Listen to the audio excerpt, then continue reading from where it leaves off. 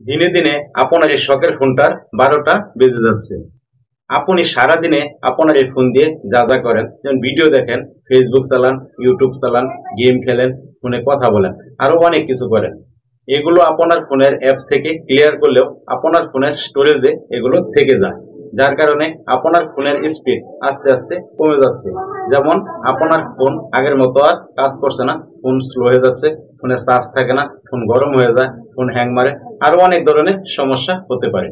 তো চলুন আপনাকে দেখে দিই কিভাবে আপনার ফোনের এই সমস্যাগুলো আপনি সমাধান করবেন। এবার আপনি চলে যাবেন আপনার ফোনের সেটিংসে।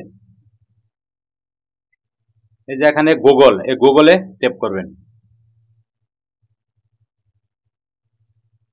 এবার ম্যানেজ ইওর গুগল অ্যাকাউন্ট, এখানে ট্যাপ করবেন।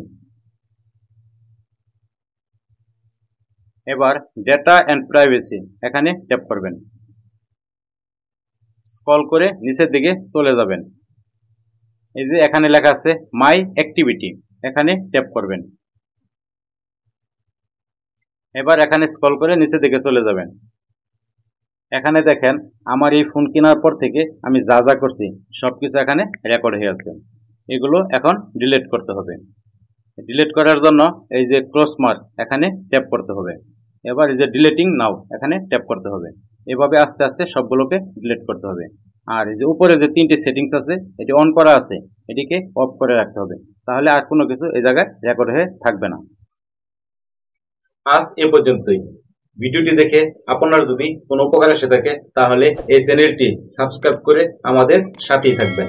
আর ভিডিওতে একটি লাইক দিয়ে সুন্দর করে একটি কমেন্টস করবেন। আর ভিডিওটি আপনার বন্ধুদের মাঝেও শেয়ার করে দিবেন। তো আজ এই পর্যন্তই, আবার দেখা হবে পরবর্তী কোনো নতুন ভিডিওতে। সেই পর্যন্ত সবাই ভালো থাকবেন, সুস্থ থাকবেন। খোদা হাফেজ।